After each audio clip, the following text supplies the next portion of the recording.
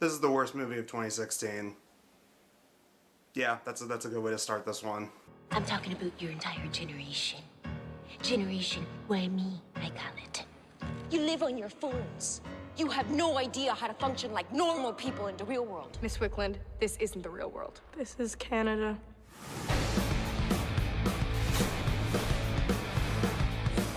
Oh, it's Lulu and Lemon. Condescending riot girls. Colleen Coalition, I would like to invite you both to my party. A senior party? A senior party?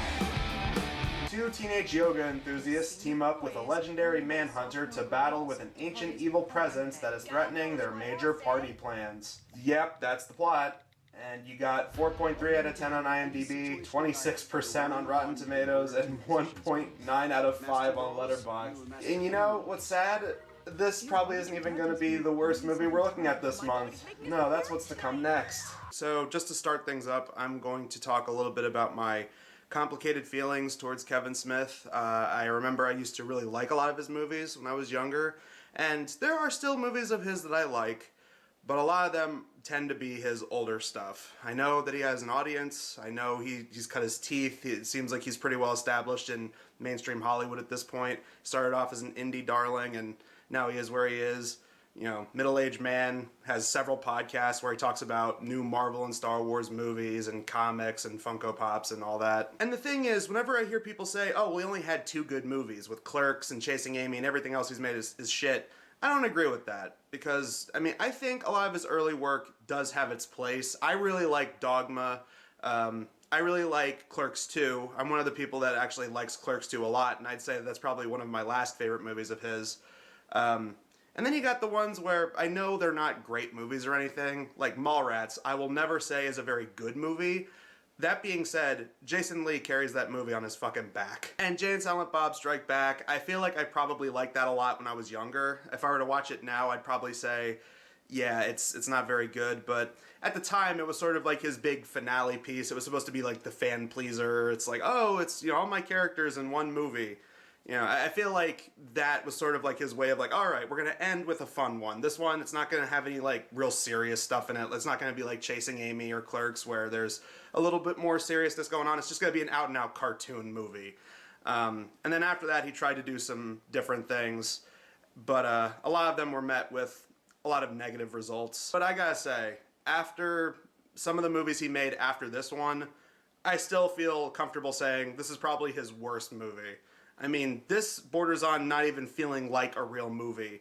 I have not felt this way about a film that I've talked about for these videos since, like, FML. It's that bad. It's one of those things where it doesn't look like a real movie. It looks like an hour-and-a-half long YouTube sketch. I mean, say what you want about any of his other weaker movies. This is still somehow so much worse. Zack and Miri Make a Porno, while it was pretty derivative of a lot of Judd Apatow's comedies, even using a lot of the same actors, it at least tried. It at least had some memorable things in it. I remember it being relatively good. Jersey Girl and Red State were at least him trying to do something different. I know a lot of people said Jersey Girl was just a very bland romantic drama, but I've seen people in recent years saying that it's not as bad as the critics said it was and it deserves to be revisited. And Red State, while I wasn't a big fan of Red State, I remember saying, well, at least he's trying something different. He's trying to make a straightforward horror movie. He's not trying to make it like a horror comedy or anything like that. And Cop Out,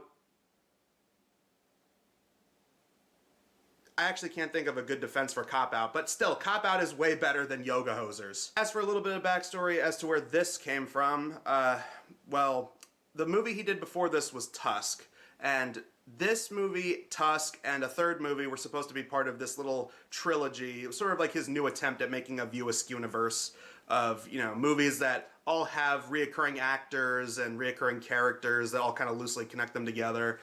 But this movie, it sucked so hard and flopped dead on arrival to the point where it killed any and all chances of them making that third movie, which was going to be called Moose Jaws. And the whole plot was going to be like shot-for-shot remake of Jaws, but instead of a shark, it would be with a moose.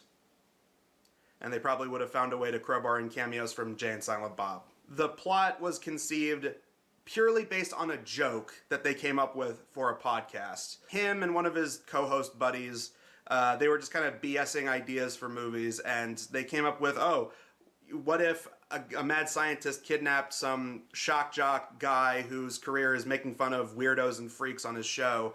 He kidnaps him, and then he tries to turn him into a half man, half walrus. And then, the movie will end full circle and have it that a guy who once laughed at freaks is now being called a freak. So, at least that's an idea for a movie. You could say it's dumb and silly, but at least it was kind of a premise.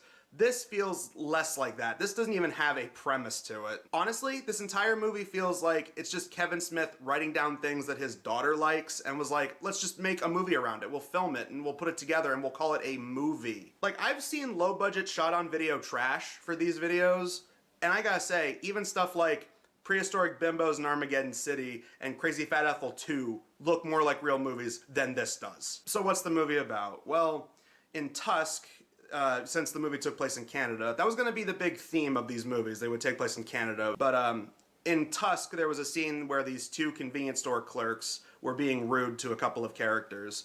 So they decided to make them the main characters of this movie. So in one of the many movies that it's trying to emulate, it's trying to be like a new generation Clerks. It's a PG-13 Clerks, but with these two girls. Did you know they call the manatee a sea cow? Moo! I'm utterly underwater, eh? Moo! Moo, eh? That's her underwater cow. Moo! Moo! Moo! I'm a loser! Eh? One of the girls is played by Kevin Smith's real-life daughter, Harley Quin Smith, and the other is played by her friend that she met in school when she was very young, played by Johnny Depp's daughter, Lily Rose Depp. So, yeah, this is definitely a Nepo baby movie. And it's sort of just a nepotism casting all around. I mean, I know Kevin Smith is friendly with Johnny Depp, so in reprising his role from Tusk, he also shows up here. I don't know if you guys remember this, but we did meet once before. Do you? Oh, we remember you. You do? Yeah, you came to A to Z with that American girl and that podcaster. Yeah, you're the legendary manhunter from Quebec. Yes, I am that man. Man who saved the Winnipeg Walrus. And while Johnny Depp was like the worst part of Tusk, he is one of the many terrible things in this movie.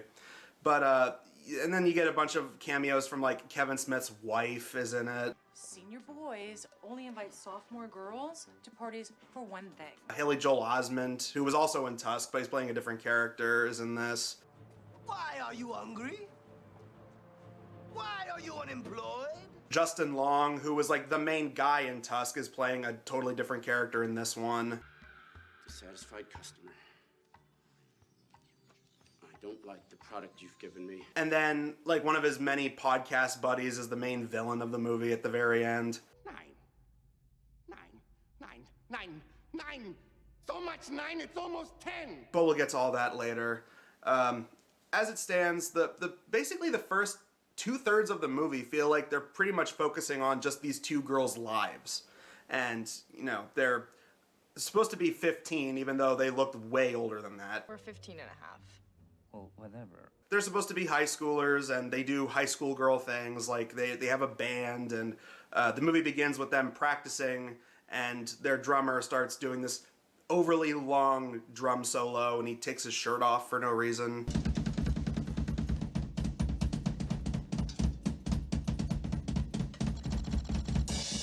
The movie also has this running thing where every time a new character is introduced, every time, even if the character is in the movie for like one scene, they do this like Scott Pilgrim-esque like video game title card where it shows like their name and like their interests and nicknames and stats.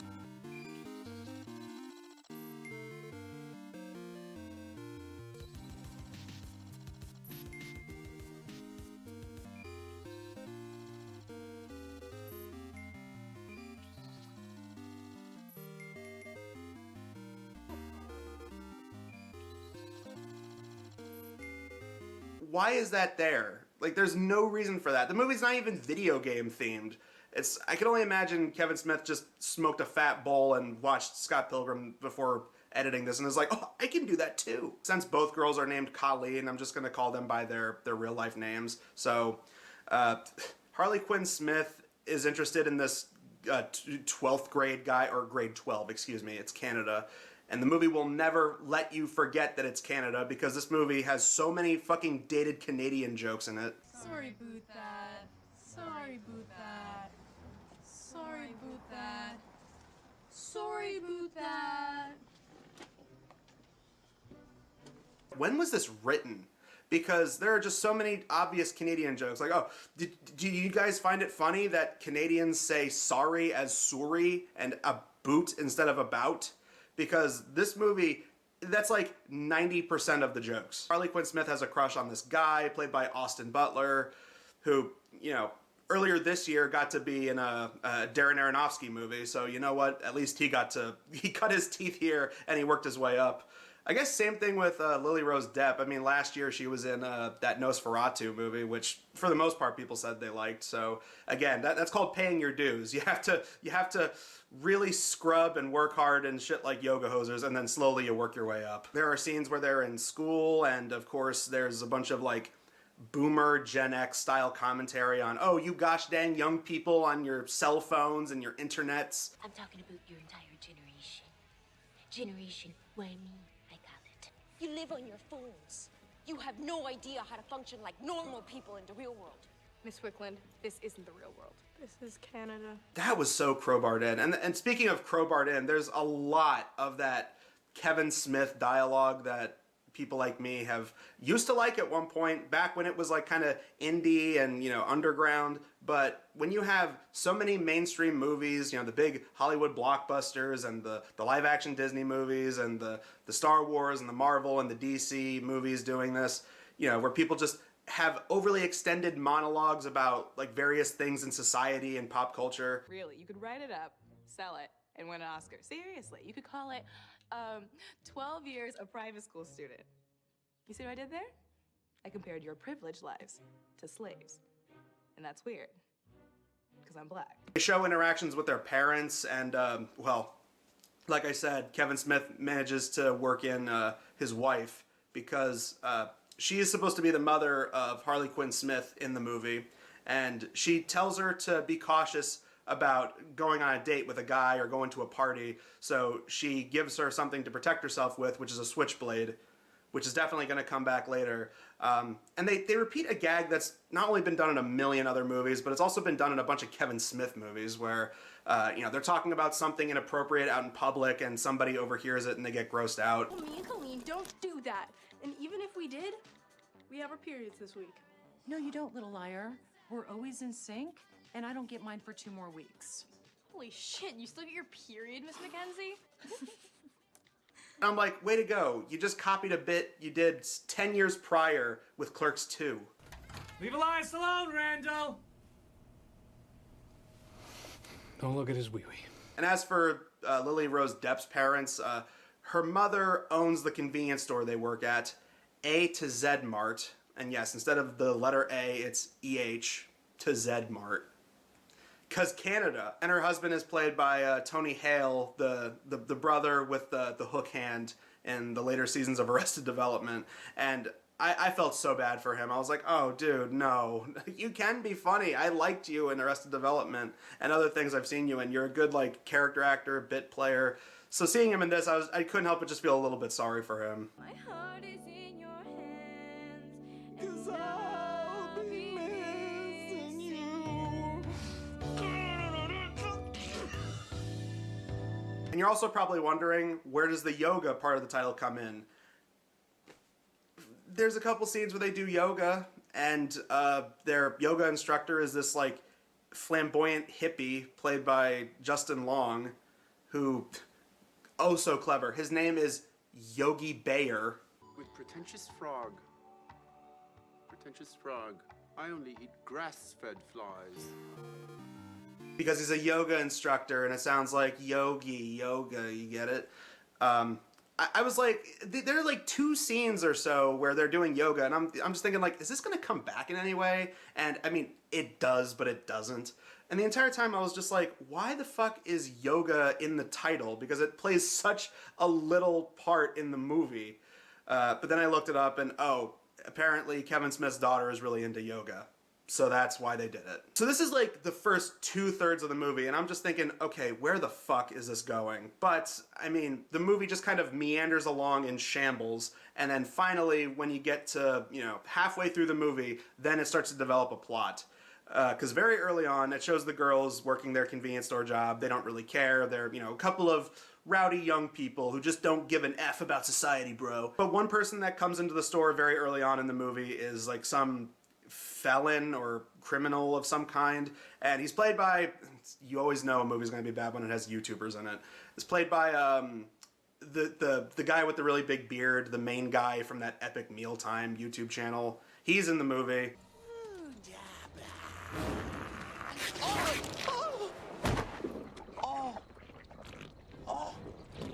Get out of my bomb! And he ends up dying from something after leaving their store, which then gets picked up by the flamboyant French-Canadian detective character from Tusk, played by Johnny Depp, who, man, Johnny Depp wants to be a more serious actor, and it's like, he can be good, but you gotta keep him away from costumes, man, because as soon as he gets a costume, he just immediately comes up with wacky voices and he'll just keep that shit running. And you know what? You know, with certain characters like Jack Sparrow, okay, you know, fine. It can get a little bit annoying, especially in some of the sequels, but whatever. Seeing him in this, he was the worst part of Tusk, and he continues to suck as this character in this movie. His name's like Guy Lapointe. He was hiding from the investigating prowess of the Sûreté du Québec, which is kind of a joke because, like, they couldn't find their own buttholes, even with a butthole application on their telephone to find their butthole. So he tells them that there was a murder outside the store. Earlier on, they established that the 12th grade, grade 12 guys invite them to a senior party, and they're all excited for it.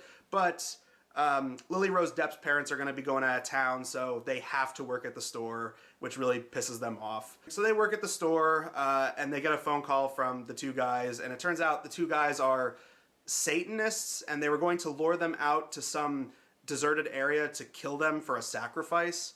So the fact that they can't make it, they decide to, oh, well, we'll just bring the party to them. So they go to the store, they show them around the back room area where they have like their band set up, and then the Austin Butler guy launches into this huge exposition dump about how him and his buddy are Satanists and they're going to kill them for some kind of satanic ritual, but he ends up getting killed by the monster for the movie.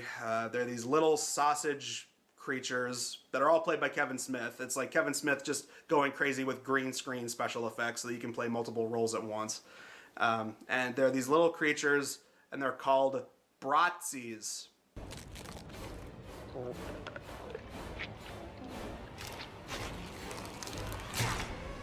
Oh my God! They're supposed to be little sausage guys with Nazi helmets, and as they later explained, they were apparently freakish monstrosities created by the Nazis during World War II. It's weird. I've seen a terrible monster movie that explained that murderous Christmas elves were experiments done by the Nazis during World War II, and as stupid as hell as that movie is, it's still better than this. And then the movie just becomes like a knockoff Gremlins at this point. Like the entire time I'm like, it's like they're trying to make this sort of like a Goonies, because I remember the advertisements being like, oh, it's a kids movie, but a messed up fun kind of kids movie. So it's like, okay, so it's kind of like a Goonies where it has like a supernatural element or something going on. And then you get to this point in the movie, I'm like, oh, now it's just knockoff Gremlins. Like, but the thing is, here, that was so frustrating to me. It's like, okay, that was all over the advertisement. It's like, oh, they're going up against these like Nazi sausage creatures or whatever. It's like, okay, why was this not the full movie? Like, just, if you're gonna rip off Gremlins. Go full throttle. You know, make it one of these like Critters or Ghoulies type movies. Have them go around attacking the small town. There's a scene where they're attacking the school during like some kind of prom or dance or something that they didn't go to or they got punked out at or something. They attacked the yoga studio that they were at. They attack like their homes or something. They attack the store, which they do. But like, it's like they didn't want to have any fun with that premise. If you're gonna make a silly little Gremlins type monster movie, just make it. You know, I mean, even fucking Feeding Frenzy, the Red Letter Media movie, which they themselves openly don't like, was a better Gremlins ripoff monster movie than this was. And he's keeping these things down there, and they're strong and fast and ravenous, and they killed Kyle. They even ate his fucking face. Oh man, it was so awesome. They try calling the cops, but of course the cops don't listen to them. They think they're crazy. And there's a very, very just unfortunate cameo from poor Stan Lee. Shut up, old man. Send a bunch of cops to the A to Z on Portage and Wayne and bring some body bags. Little one. Hurry! Hello? Hello? Goddamn yoga hosers. That was just kind of sad, especially considering apparently there are still people trying to profit off of his death with like AI and shit. Oh, and there's also a cameo, forgot this earlier. There's a cameo from the late great Kevin Conroy. You know, girls, that's just not very Canadian. Come on, Robin, let's get out of here. That really hurt to watch. That was like, I was already not digging the movie, but then when it got to stuff like that, I was just like, oh, now I'm sad. And they engage in a fight scene with these things. They, you know, they pull out hockey sticks, and this is when they try to incorporate the yoga thing into it. They start doing some yoga moves.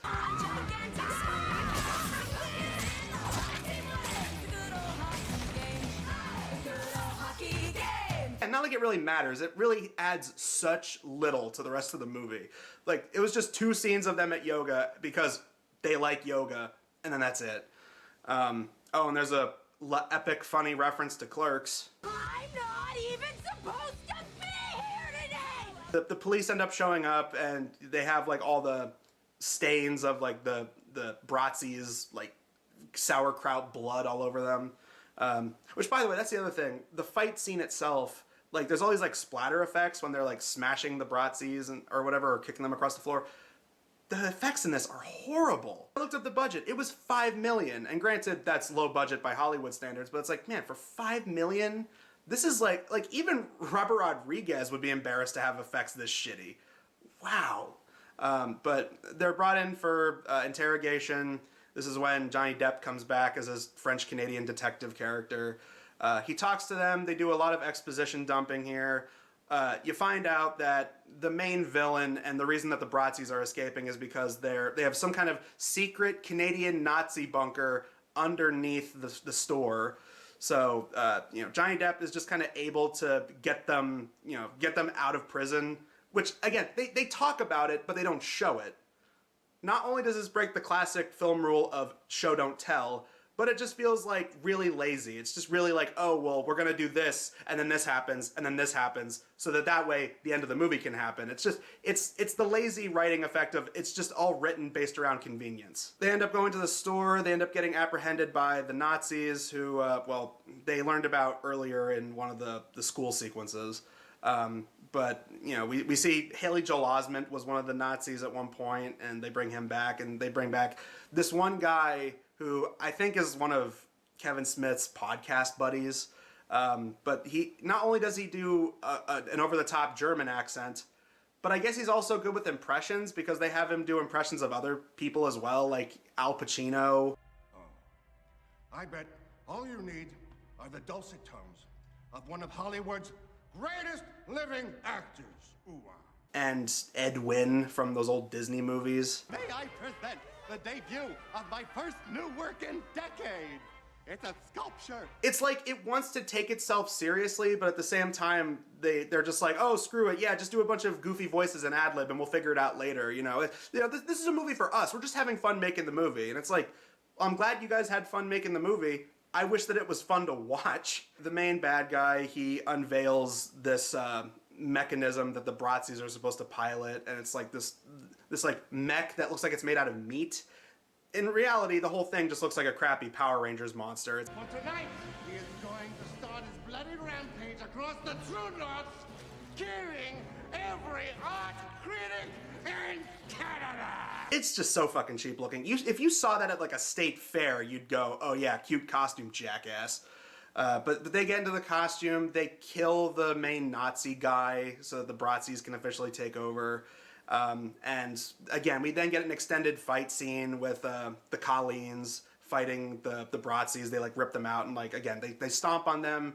And they try to do like a pastiche of the old 60s Adam West Batman where they do like the sound bubbles that pop up.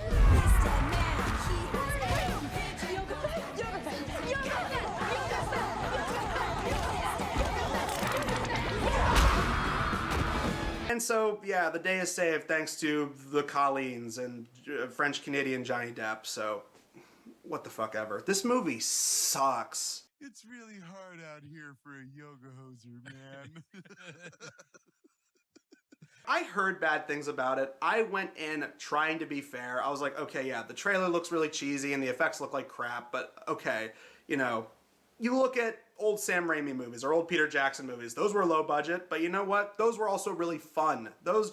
They just had a blast being as corny and over the top and violent as possible. This is a PG-13, so it doesn't have any of that trademark vulgar Kevin Smith humor that you might have liked in some of his earlier movies. Like, that was one of the charms of something like Clerks and Clerks 2. But you look at this, it's like a watered down version of it. It feels more like a ripoff of Clerks than feeling like it's from the same person. The acting, even from people who you know can give good performances, they're just mugging and just being goofy and over the top. And the few people that you like genuinely really like, they're wasted in cameos and you're just like, oh god, you're in this too?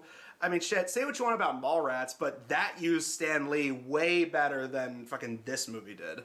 You know, it reminds me of an issue of Spider-Man I did when Peter Parker and Gwen Stacy went lingerie shopping.